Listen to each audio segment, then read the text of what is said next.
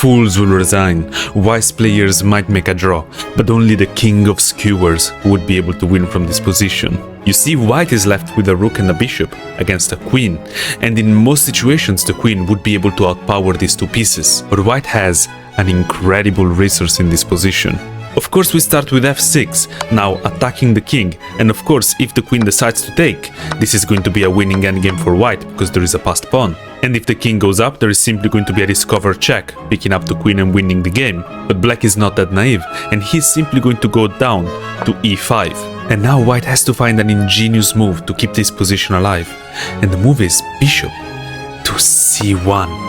A brilliant sacrifice that cannot be accepted, because of course, if the queen decides to take the rook, there is going to be a skewer picking up the queen and winning the game. And exactly the same happens if the king takes. But that is far from the only problem. You see, if black plays a waiting move in this position, there is going to be bishop to b2 with a checkmate. So black has to defend b2 like this, and now it seems like black is simply out of the woods.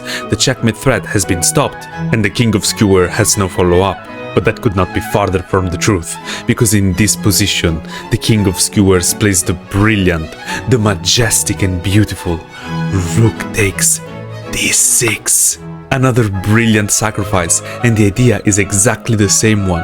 This piece cannot be taken by either the king or the queen, because there is going to be a bishop skewer picking up the queen like this. And not only that, white is again threatening a checkmate. For example, if the queen moves here, there is going to be bishop to f4, followed up by e4 with a checkmate. So black has no other choice but to defend the f4 square with the queen, and he is still confident that the queen is eventually going to win. But white is not done with the skewers and with the brilliant sacrifices, and he follows up with the only move, the precise bishop b2 check.